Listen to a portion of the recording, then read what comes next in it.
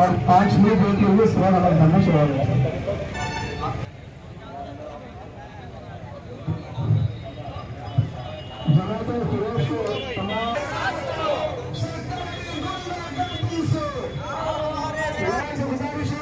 आजाद चर्चा पहुंच जाए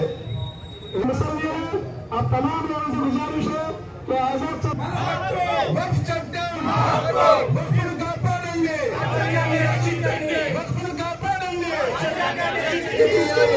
वक्फ सारा मिलन करें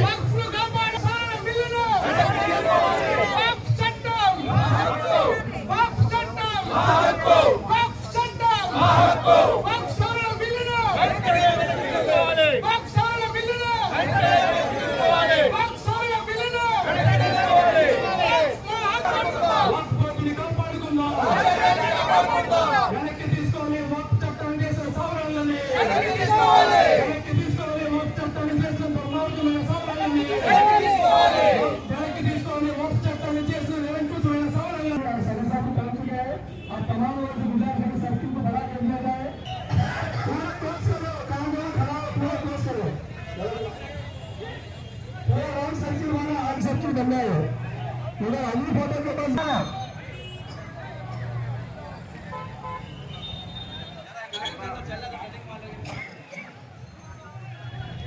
चारों तरफ से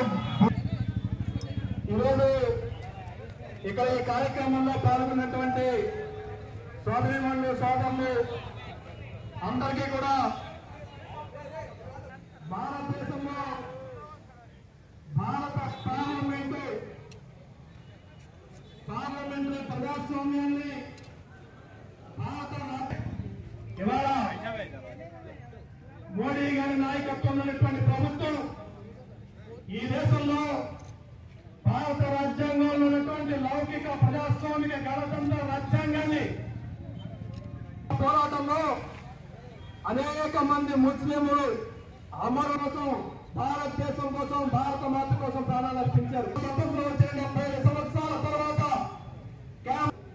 దేశంలో అందులో భాగమైనప్పుడు వక్ఫ్ భూములన్నింటినీ కూడా భారత ప్రభుత్వం అధీనంలో తేవాలి కదా, వక్ఫ్ బోర్డు అధీనంలో ఎందుకు ఉండాలని చెప్పి వాళ్ళ కేంద్ర హోంశాఖ మంత్రి గారు మాట్లాడుతూ ఉన్నాడు. ఇవాళ భారతదేశ అభివృద్ధి మీద ప్రేమ కాదు అమిత్ షా గారికి, లేదా భారతదేశ ప్రజల మీద ప్రేమ కాదు మోడీ గారికి. ఇవాళ వక్ఫ్ మసీదులు, మన ఇక్కడున్నటువంటి శ్మశాన భూములు, వక్ఫ్ చెందినటువంటి భూములు, రాష్ట్రాల మండలాల భూములు, ఈ భూములు మొత్తాన్ని గుంజుకుపోయే పరిస్థితి తీసుకొస్తా ఉన్నారు.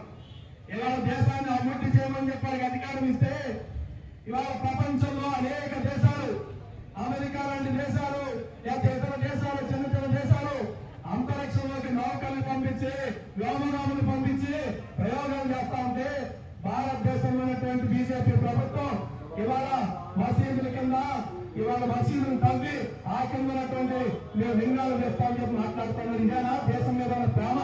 ఇదేనా దేశ అభివృద్ధి కోసం మీరు చేస్తే ఇదేనా అడుగుతా ఉన్నారు. అంతేకాదు ఇవాళ ఈ రాష్ట్రంలో కూటమి ప్రభుత్వం అధికారంలోకి వచ్చింది. నిన్న కాక మొన్న రంజాన్ సందర్భంగా ప్రధానమంత్రి గారు రంజాన్ శుభాకాంక్షలు తెలియజేశారు.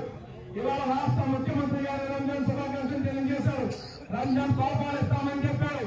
కానీ రంజాన్ తోఫా పేరుతో ఏం చేశారు అంటే ఇవాళ మన వక్ఫ్ బోర్డు కింద భూములు మొత్తాన్ని అదానీ అంబానీ లాంటి కార్పొరేట్లకు దోచి పెట్టడం కోసం ఒక దుర్మార్గమైన చట్టాన్ని చేసి తోఫా ఇచ్చారు. ముందు నుంచి ఇచ్చిన వాస్తులు ఏమి కాపాడుకునే బాధ్యత మనందరి మీద ఉంది. మనం దీని గురించి వదలకూడదు. చాలా చట్టాలన్నీ రద్దు చేస్తారు. సుప్రీంకోర్టు కూడాను వాళ్ళు మభ్యపెట్టి ముస్లింస్ కి బుర్ఖా అని చెప్పేసి 370 యాక్ట్లను పెట్టేసి ఇలాంటి ఇబ్బందులు పెడతారు. కానీ ముస్లింస్ కి చాలా ఇబ్బందులు, భారతదేశంలో అన్ని ఇబ్బందులు ఎక్కడా లేవు.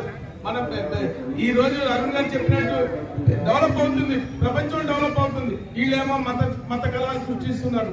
మత కళాలు సృష్టించి పార్టీ అధికారంలో వస్తారు. వచ్చిన తర్వాత మళ్ళా ఎలక్షన్ ముందు వస్తాయని ఏం చేయాలి? వీళ్ళకి ముస్లింకి ఎలాగానే దొరకాలి. ముస్లింని టార్గెట్ పెట్టుకోవడం, వీళ్ళు వాటిలో నెగ్గడం. ఆ ఓటింగ్ తోటి. అసలు మీ యాక్చువల్ గా చెప్పాలంటే ముస్లింస్ ఓట్లతో భారతదేశంలో 170 పార్లమెంట్ సీట్కి వెళ్ళొచ్చు. అలాగని చెప్పేసి మేము ఓవైసీ కూడా తప్పు పడుతున్నాం. ఓవైసీ గారి వల్ల వాళ్ళంతాను ఆంధ్రప్రదేశ్ లో భారతదేశంలో ముస్లింస్ కి దుస్థితి వచ్చింది. ఓవైసీకి తర్వాల ముందల తెలంగాణలో కానీ, యూపీలో కానీ, బీహార్ లో కానీ, ఆంధ్రప్రదేశ్ లో కానీ ముందల వాళ్ళకి అండగా నిలబడుతున్న బ్యాక్గ్రౌండ్ సపోర్ట్ ఇస్తే ఓవైసీ. అందరికీ నమస్కారం. దీని గురించి వక్ఫ్ సవరణ బిల్ ఏదైతే ఉందో దీంట్లో తీసుకొచ్చినటువంటి సవరణలు నిజంగా ముస్లింల యొక్క ఆస్తి అదేవిధంగా మిగిలిన భూముల్ని కబ్జా చేసే విధానం తప్పించి మరొకటి కాదు అనేటువంటి విషయం చాలా స్పష్టంగా అర్థమవుతుంది.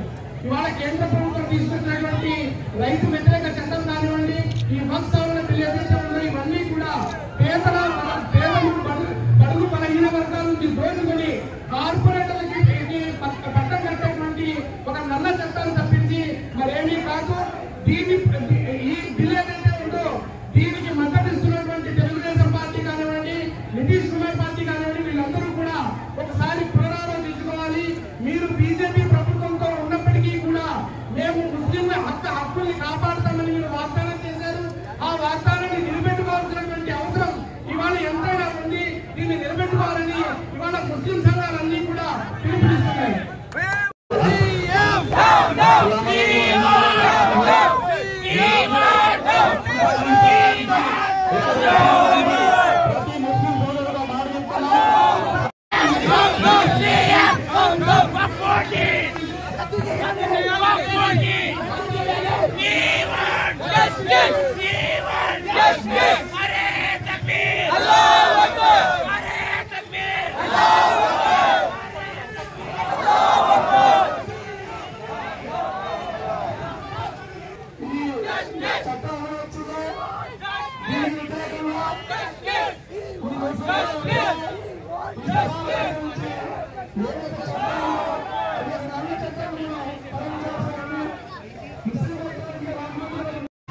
ముస్లిం సమాజాన్ని ఈ విషయాన్ని తెలియజేస్తున్నాం.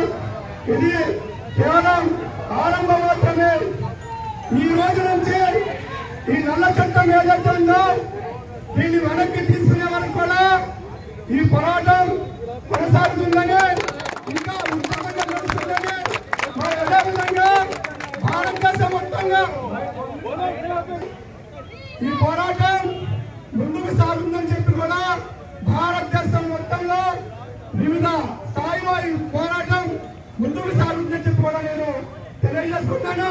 మరి అదేవిధంగా ముస్లిం సమాజం మొత్తం, మరి అదేవిధంగా ఎవరైతే సెక్యులర్ హిందువులు ఉన్నారో, మరి ఎవరైతే సెక్యులర్ పార్టీస్ ఉన్నారో వాళ్ళందరూ కూడా ఇప్పుడుదాకా ఎలాగైతే బిల్లుకి వ్యతిరేకంగా సహకరించారో రాబోయే రోజుల్లో ముస్లింస్ తలబడి పోరాటంలో తమ పూర్తి స్థాయి మద్దతు తెలిపి ఈ పోరాటాన్ని తీవ్ర స్థాయిలో చేరుస్తారని చెప్పి కూడా అందరినీ కూడా తెలియజేసుకుంటాము.